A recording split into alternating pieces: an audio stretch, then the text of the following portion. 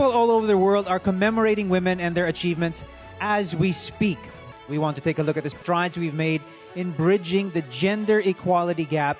There are many who have made a difference in our country by establishing programs and projects to create a more inclusive space. And we have the opportunity to hear more about them and more from them as we learn about how we can help forge a more gender equal Philippines. Welcome to the Role of Gender Equality Towards Economic Development, a panel discussion brought to you by CNN Philippines in partnership with BDO. With that, ladies and gentlemen, let's welcome our guests. Vice President for Sustainability of BDO Unibank, Marla Garin Alvarez. President and founding farmer of Agrea Philippines, Cherry Atilano. And the co-founder of Queer Safe Spaces, Tina Boado.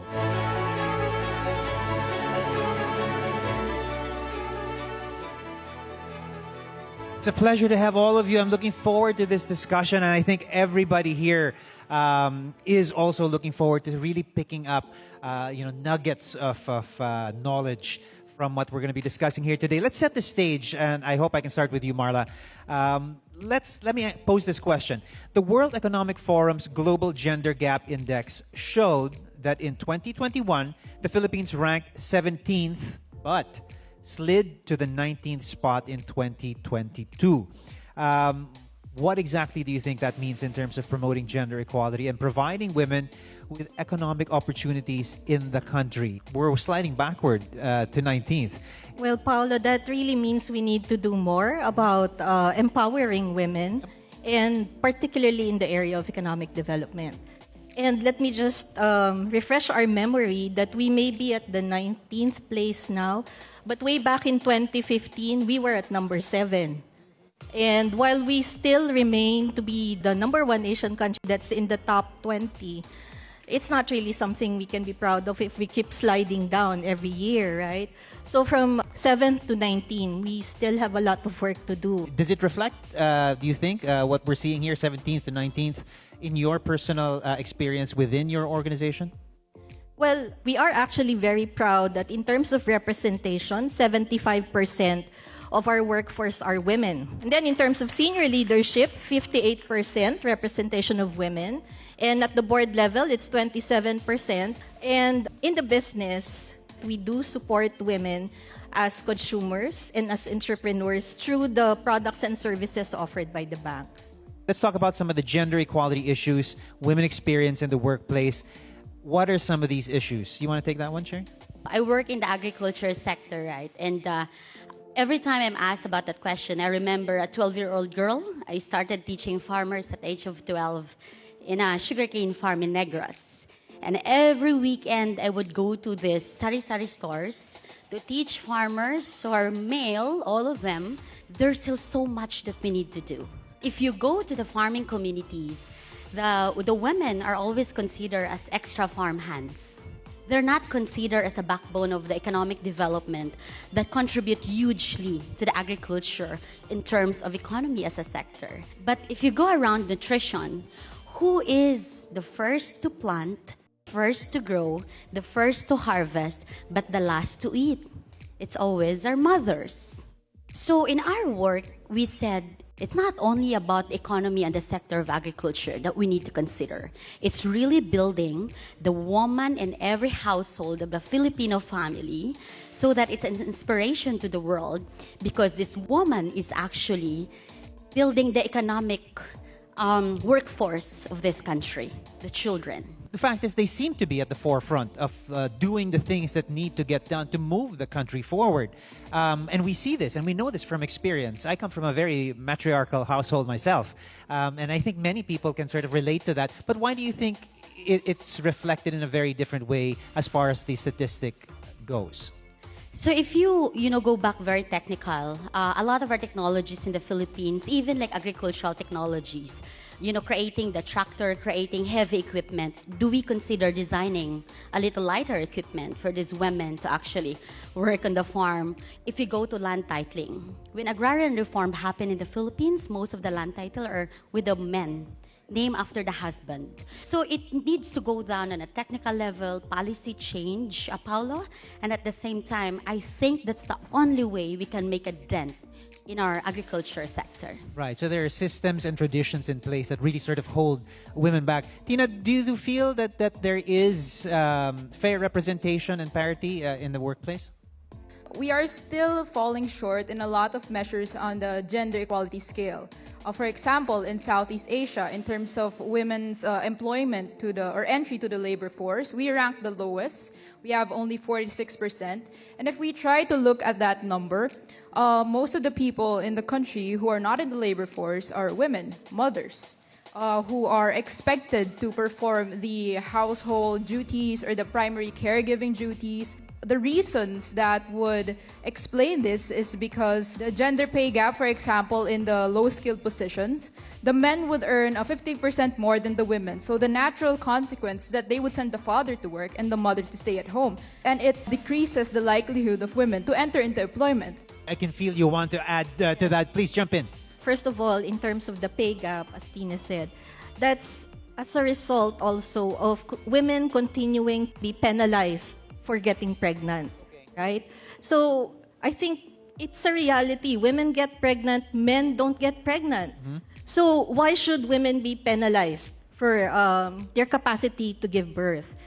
Then the other, in terms of what Cherry also said, in terms of financial support, there are still some banks that actually require the signature of the husband or the father before they can extend loans to a woman. So these are changes that need to be effected so that women can have the capacity to acquire wealth and keep the wealth. And also women need to have more financial literacy in terms of how to manage their money, right, and how to build their money into wealth that will last them. Back me up on this. Statistically, I think loans made out to women are paid out have a much higher statistic in terms of being serviced properly and paid back on time, I'm sure. Correct? Yes, we actually learned that for SMEs or MSMEs, for example, micro, small, medium enterprises, in our case, for BDO Network Bank, over 60%, 66% of our entrepreneurs are women, and they have a very good and better track record history, yes, as compared to men. On the subject of opportunities, what are some of the opportunities open to women in the workplace today? What do you think, Tina? As someone who works in queer rights advocacy, I would say it's not so much of an opportunity, but it would still be a barrier. The numbers that I presented to you earlier, it just goes way off chart when you also take into account the experiences of queer women. We still don't have a national legislation that protects queer people or everyone from SOGIE-SC-based discrimination. So while the women are breaking the glass ceiling, despite the odds that are stacked against them, we still have this systematic difficulties, especially for gender minorities in the country, to be able to perform in the workplace. Cherry, very unique field you're in. No pun intended field. Yeah, tell us about some of the opportunities open for women. You know what, Paolo? Talent or skills is everywhere, but opportunity is not present everywhere. So we need to intentionally bring the opportunities to them, right? So we really noticed that the women are very effective, not only in growing and farming, but also in agribusiness leadership. So in 2019, I announced, as a CEO of our company, I said, we need to hire single mothers. And all the single moms running our, business operations, they're amazing single moms. And then we empower women in payatas. We have now 300 women in payatas. And then we taught them how to grow their own food. And these women now keep recruiting more women. So I just recruited 250 more women. So we said, when you, provide opportunity to one woman, this woman is your biggest recruiter in the world. And then when they recruit, they become local leaders and champions of your work, and they bring more opportunities because they feel it, that their lives change. That's amazing, amazing work. And I'm interested to know what BDO is doing in your area, in your organization, as far as promoting a more inclusive a role that women play within your organization and within the community. So I head the sustainability office of BDO, and we are very data-driven. When we looked at our numbers, we realized that 49% of our customers who avail of auto loans are women. But if you look at the market, it's exclusively marketed towards men, right? The automobile industry. It's the same with home loans. Close to half are availed of by women, and it's the same across all our products and services. So we are now determining how we can best anticipate the needs of women for the products that we do, and how can we support them, particularly SMEs and entrepreneurship.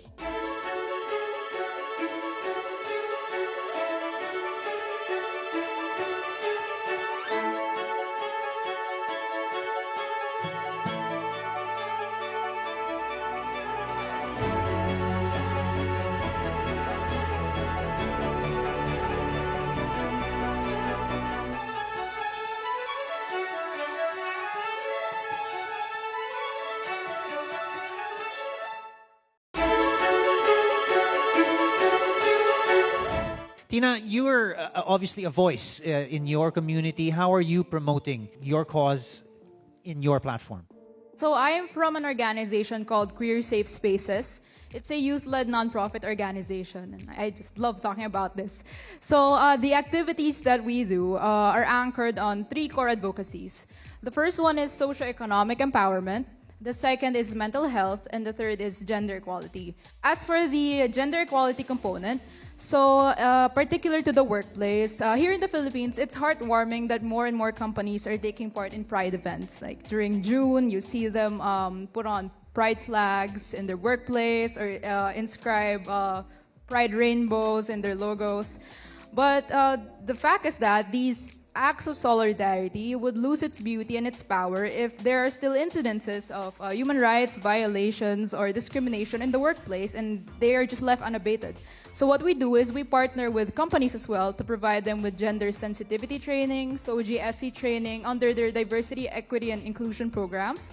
And we're also venturing into looking as to how we can help the companies to integrate the Safe Spaces Act in their company policies. As we know, this law is already in force, it's being implemented, and it's used to address gender-based harassment in the workplace, among others. Is gender sensitivity a big issue within your organization, Marla?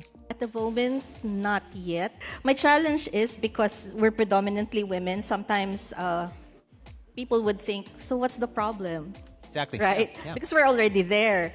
But then, gender equality, remember, is not just, it's really equal opportunities, equal rights for boys and girls, men and women. So my goal is to really get people to understand that we need to look deeper into groups in the organization where there are less men and or more women than men, and ensure that there is representation at that level. So we get diverse perspectives. Right. I can see a lot of nodding and murmuring from the audience. I think they want to get in on the conversation here. Hi, so my name is Dwayne, and I'm from Miriam College, Loyola. And this is for Miss Tina. Miss Tina, what kind of advice would you give to parents from the older generation who are, traditional-minded when it comes to understanding their children's preferences and finding partners? I suppose what I can give, or the advice that I can tell to those parents, is that there's nothing wrong with your child. There's nothing wrong with choosing to love who they want to love, right? Love is love. And so you should actually be proud of them for standing up for themselves, for fully embracing who they are. So they're already accepting, or they're already experiencing so many forms of discrimination from society. So please be their safe space. You should be their ally. Be there for your children because they need you now more than ever. We also have another question here. May I get your name and what your question is? Hi, my name is Eliza D. Alzona. You're Binibini 2 from Binibini, Pilipinas. So my question is for Miss Cherry. So your work revolves around being farmers, right? Which some would say a very physical and manly job. So how does being a woman effectively help you to accomplish your work? growing food has no gender. It's genderless. So it's not like dedicated to only to men. And of course, they said it's a heavy job, but there are some jobs that are actually not that heavy, like vegetable farming, like piggery, poultry, for example, and also agribusiness. So like, for example, most of our women, we actually teach them financial literacy and the basic of agribusiness. We actually teach the family farming, what the husband can do, what the wife can do, what the children can do. So that's how we actually provide more opportunity. The biggest problem in the Philippines is equity. How women who have it all can actually help and uplift the women who have nothing at all. And that's actually what we need to do and what we need to discuss and work more forward. It's been a wonderful discussion. I wish we had more time, and there's always so many more, areas that we can tackle. I'd like to give you guys the opportunity, really, to have a last word before we close the discussion. Right. Okay. The statistics that we talk about that I mentioned earlier, these are indicative of deep-rooted problems that women and gender minorities continue to face every day. So the labor force continues to disadvantage women in terms of incomes and jobs. And there are incidences when they are pushed into unsafe occupations in the informal sector. And so while the mainframe of gender politics in the country is changing, so the gender minorities are still trying to break free from these traditional molds and biases. So my message is that hopefully for the lawmakers, they can enact and fully implement gender-responsive economic policies that would address these issues that we have in terms of women in the workforce and also for our gender minorities, and also to implement queer-inclusive policies for the companies. I hope that we can all do our part to embrace equity, social justice, and economic democracy for all. Thank you. Great. Cherry? Thank you, Paolo. I think it's really about having collective action because, for example, for some women who are given the platform like me, Marla, Tina, all created our own platform, it's really our job to be the voice of women who are out back there. We're carrying thousands of women around, voicing what they feel, representing them. And because of that, we need to have collective action on how to effect policy change, not only in the private sector, but more importantly in the public sector. Because, Paula, I'm a true believer that the cost of inaction is more expensive than the cost of action. So we need to take collective action. Thank you. Marla, take us home. Okay, so there's this study which shows that given applying for a job in the workplace, a woman or women would look at the job description and find that they are around 60% qualified for the position and not apply. Men would look at the same job description and maybe 60 or 50 or 30% qualified for the job, but would not hesitate to apply. So what does that tell us? It tells us that women need to have more self-confidence and belief in themselves and go and apply for that role, whether or not you think you are fully qualified for everything that's listed in the job description. Get rid of modesty norms and challenge norms in the workplace. I see young people in the audience. We all want to have a country where we all have good economic development, where we can all enjoy life and potentially pursue our potential as individuals.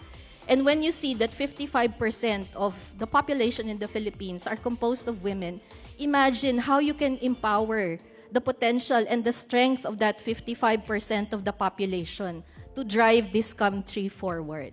So I leave you with that thought. Thank you.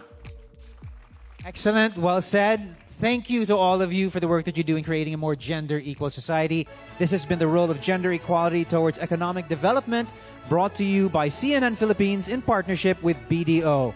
Have a nice day, everyone.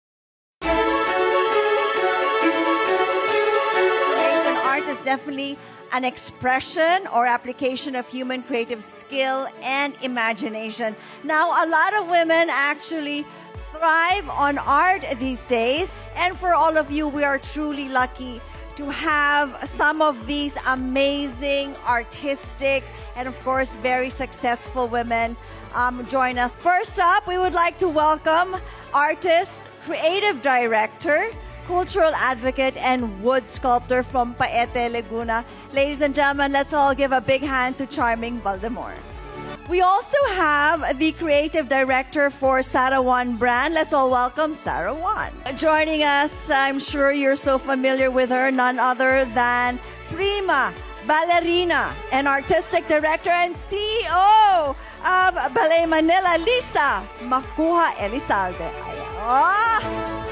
And completing our panel is actress, screenwriter, film producer, and director. Let's all welcome Bella Padilla. I know that you do have, stories that you would like to tell and share with everybody about your journey as to how you actually, and it wasn't an easy one. I mean, no story or anything of success is definitely an easy one. So let's start off with you, Sarah.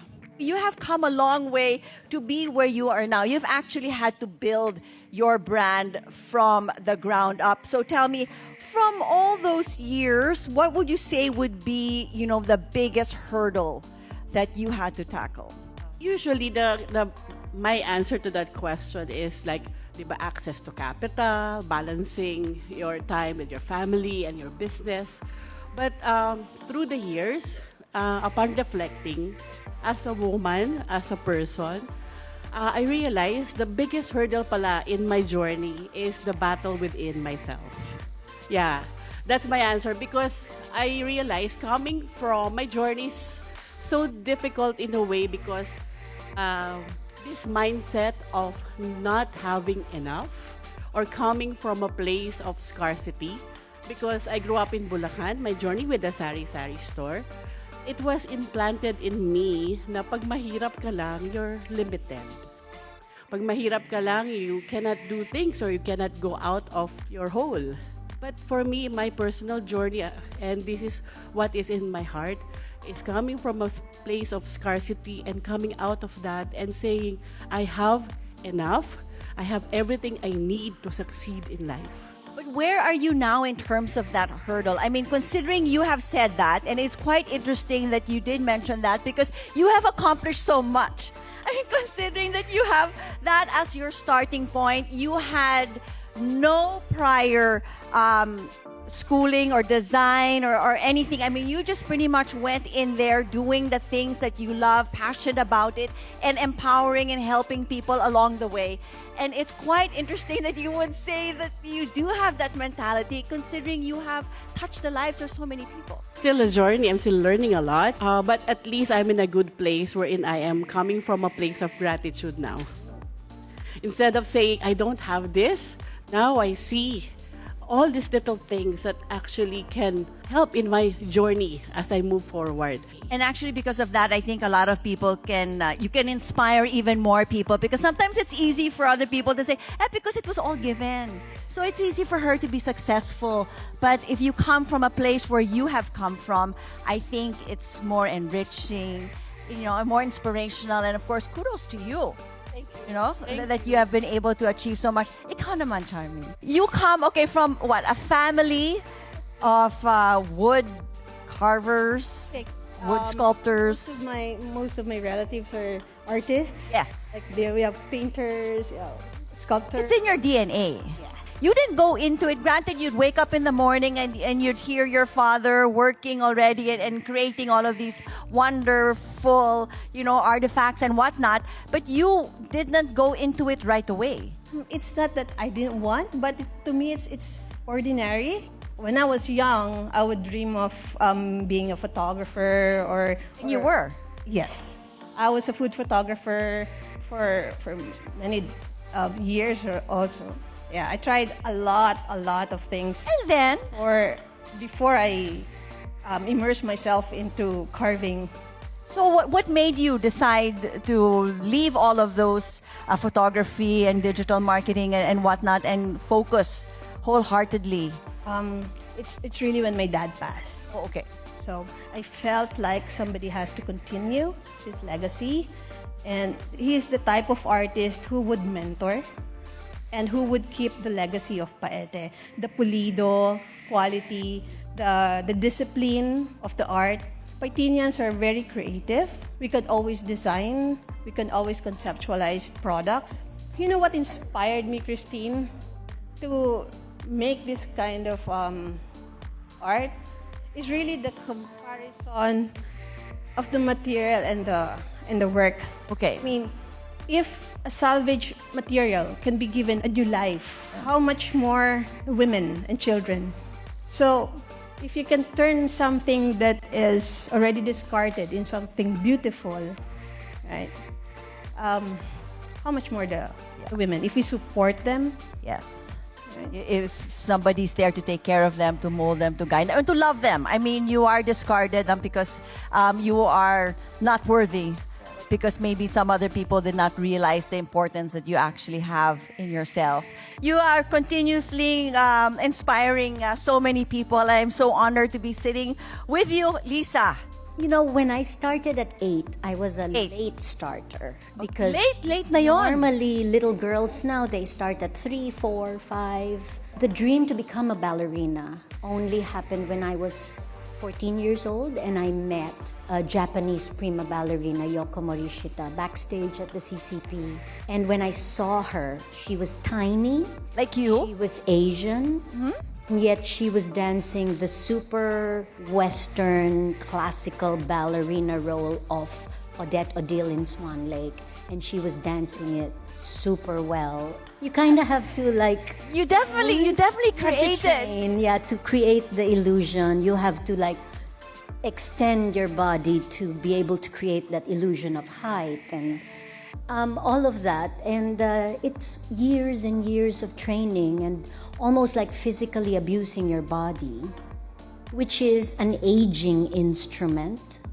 So it's kind of sad actually that after many, many years of being able to dance all of these different roles, when you get the wisdom of, you know, portraying a maiden who dies of a broken heart, your body gives out and you have to retire. And I was very thankful. I had a very long career as a ballerina. I retired at the age of 50. But of course, I paid for that. I have several, you know, surgeries. It was painful, but at the same time, very, very rewarding because I was able to, using my training, tell a story. And now I am able to mentor and teach ballet to my students. I'm able to create ballets for my company, and that has given me a new calling and a new life. So I'm really, really grateful to have survived all of those years.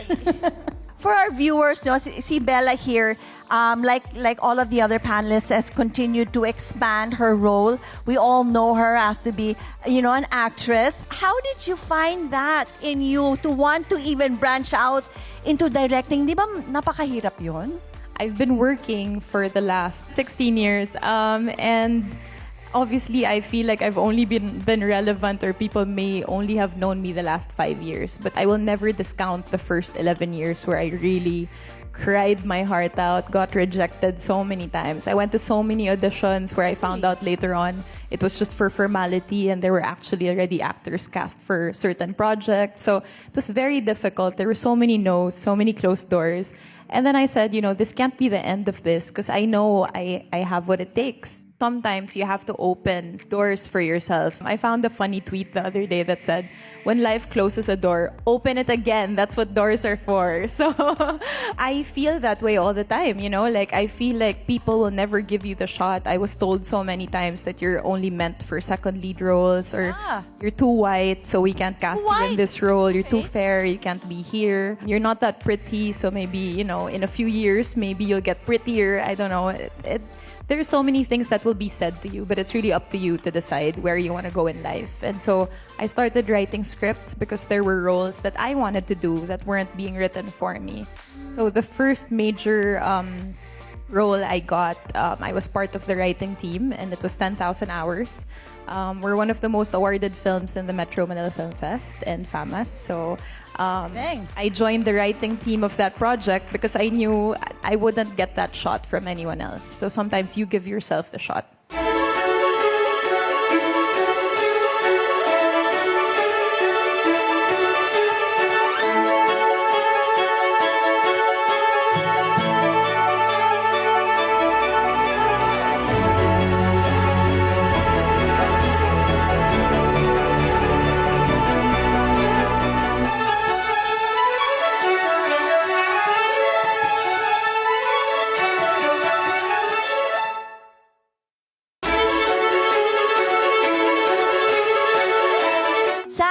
I know our audience, you keep giving me the look. It's like, when is it my turn to ask the question? So I'm going to pass it on to you. Yes, Christine. But before that, I just want to say, as a fellow woman in the arts, it's really inspiring to hear about your resilience and the passion you have in your respective fields. And I'm sure Trisha here would agree. She has a question for one of you. For Miss Bella Padilla, you might not be a ballet dancer, but you're a very great actress, a film director, and a screenwriter, and you took so many roles in life.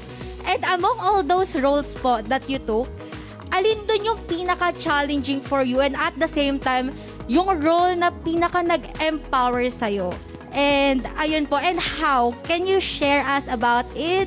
Thank you. That's a lovely question. I think all the jobs I'm doing at the moment are all equally demanding. Even before I started directing and writing, when I do a film, I try to be very heavily involved. And this, I think, is a little bit unusual here in the Philippines because we try to do only what we're asked to do, which is sad because if you do know that, you can push your work and yourself a little bit more, I would really admonish you guys to do that because no one else will do it for you.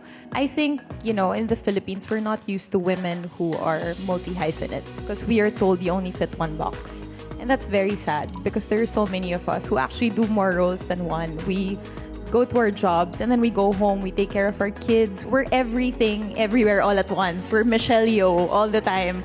And we don't get enough credit for it. Women are multi-hyphenates without even asking for it, and yet we're not acknowledged to be who we are.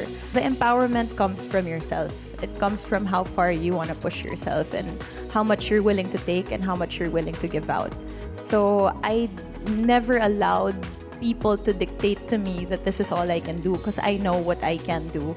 So I think just being very sure of yourself and knowing, having goals in your life, that for me is the empowering part. So thank you. We have another question here from also a dreamer. I'd like to ask Ma'am Lisa, how do you encourage little girls to pursue their dreams? Thank you. I think pursuing your dream starts with a decision.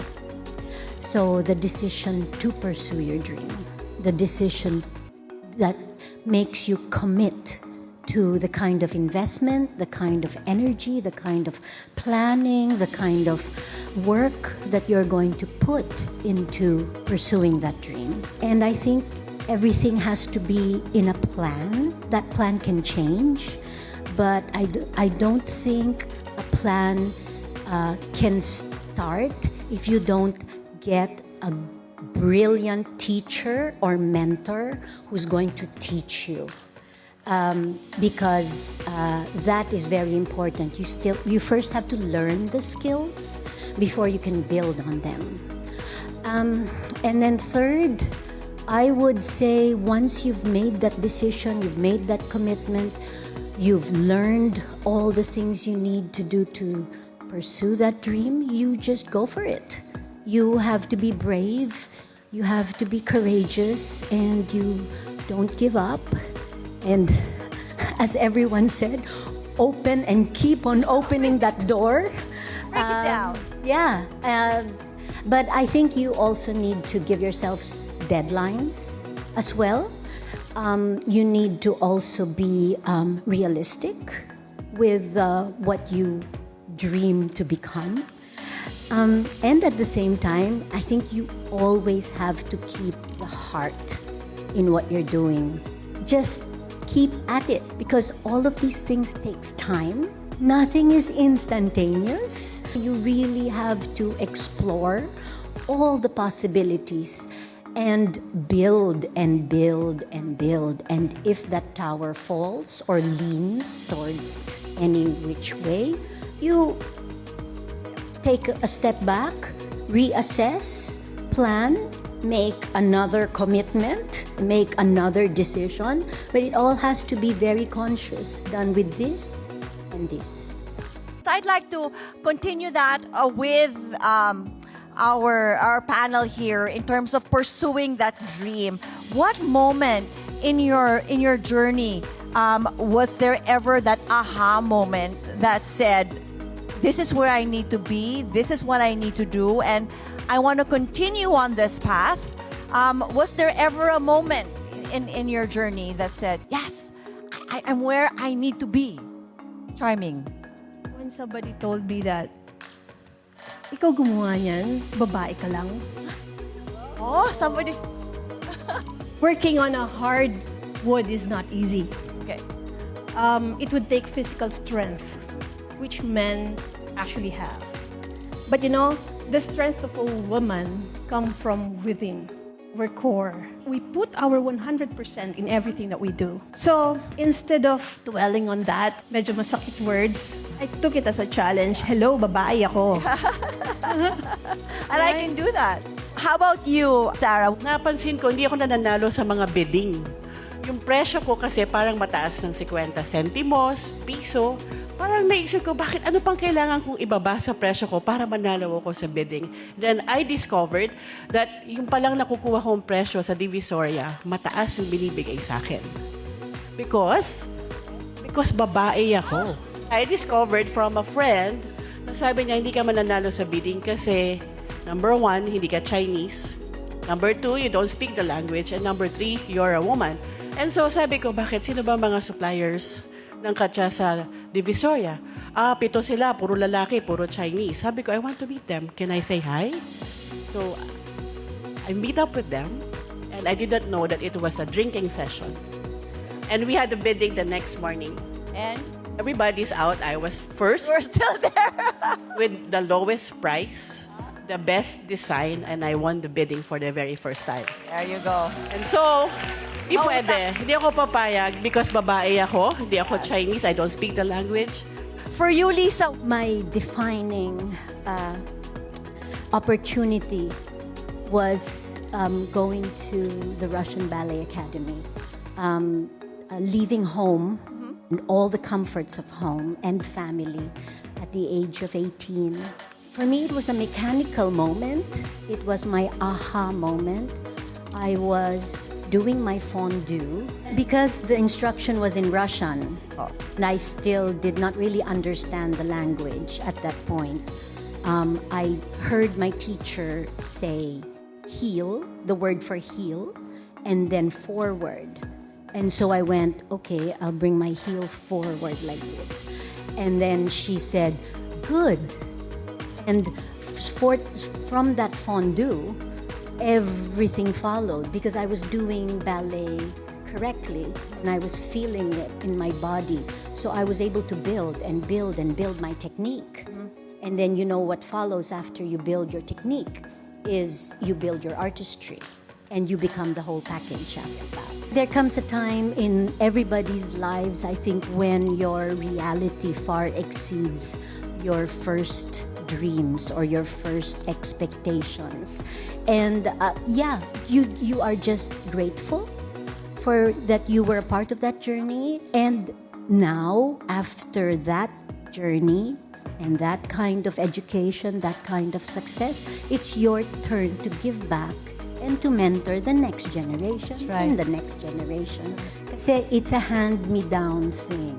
And I think like even just catapulting from that point in terms of Bella, who had no ambitions or desires to be where you're at or do what you're doing now, it definitely far exceeded. Oh, definitely, definitely. I think out of the whole discussion today, one thing I noticed Miss Lisa always reiterates is the fact that she had a mentor. Someone believed in her, someone tapped into her talent, someone moved her leg forward, and it changed everything.